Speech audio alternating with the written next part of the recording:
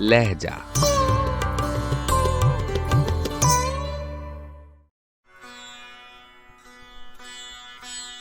गजल जोशमल सियानी, आवाज़ों पेशकश राहिल फारूक।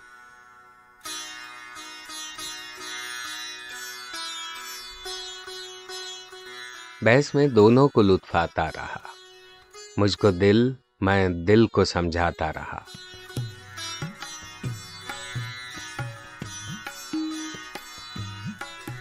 उनकी महफिल में दिले पुर इज़्तिराब एक शोला था जो थर्राता रहा।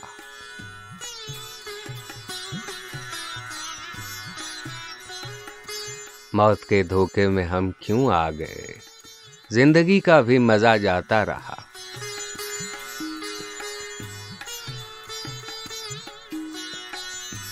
नाशिगुफ्ता ही रही दिल की कली, मौसमे गुल बारहा आता रहा।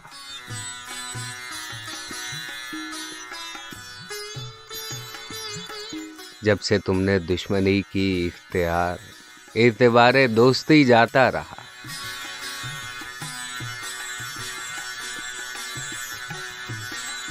अपनी ही जिद की दिले बेताब ने, उनके दर तक भी मैं समझाता रहा।